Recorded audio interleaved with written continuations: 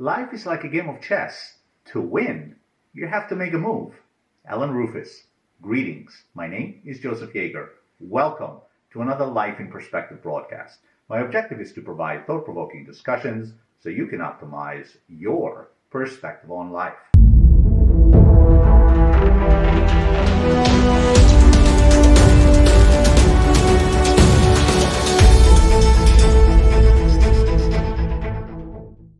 In the Netflix series The Queen's Gambit, the main character, Beth Harmon, was asked what she loves about chess.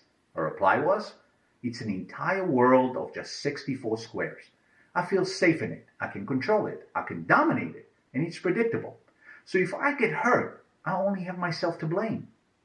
There is so much psychology in that statement.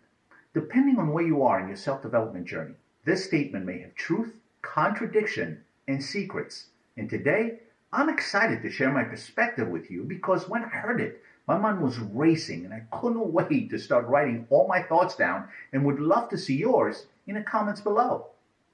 Before I continue, please consider subscribing to the channel if you haven't already done so by clicking the subscribe link below. You may also follow me on Facebook, Instagram, and Twitter.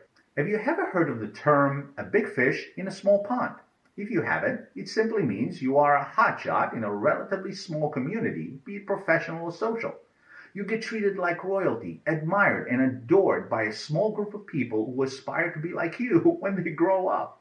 However, drop you in a similar community exponentially larger, and you are just an average Joe or a plain Jane who's barely noticed.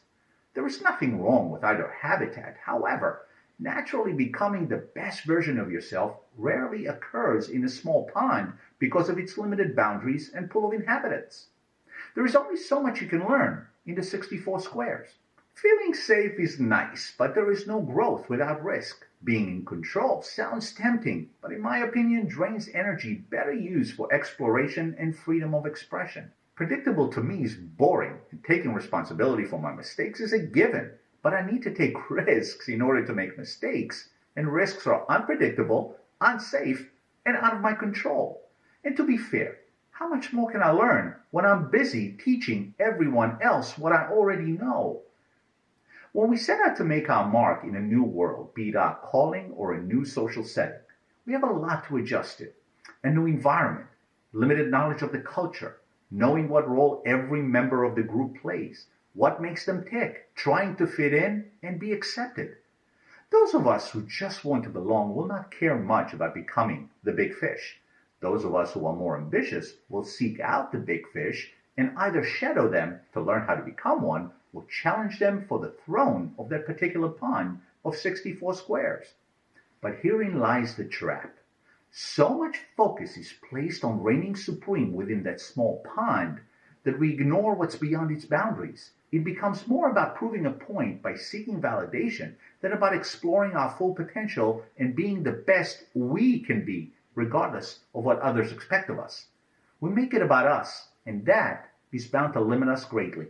Zig Ziglar famously said, "We can have everything we want if we help as many people have what they want." He didn't mean we can have everything we want if we help ourselves have everything we want. Yet human nature, especially in competitive environments, tends to perform the latter. The difference? Zig Ziglar's vision is the selfless view that becomes a win-win for all. Human nature's tendency is too often a win-lose for most. Look at the state of our society worldwide after 2020 and tell me I'm wrong. Personally, I'd like to see each of us become like a ripple created by a drop over still waters. Whatever 64 squares we land on, we seek to make an impact by expanding our vision beyond the boundaries of that pond, by exploring our potential not for approval, but for maximum impact, by not seeking to be in control, but rather letting go, by taking more risks because they are scary, rather than seeking safety where there is no growth, by refusing to be predictable just to fit in and be validated, all the while feeling trapped and begging to let loose in silence, and stop deluding ourselves that we are less likely to get hurt by staying within our 64 squares and only responsible for the mistakes we make within them. The hurt we subject ourselves by staying within our limitations is far greater because it is permanent, unlike the temporary pain of growth and discovery in the pursuit of all that we are. One of my favorite quotes from Aesop's fable states, "Beware what you wish for, you just might get it."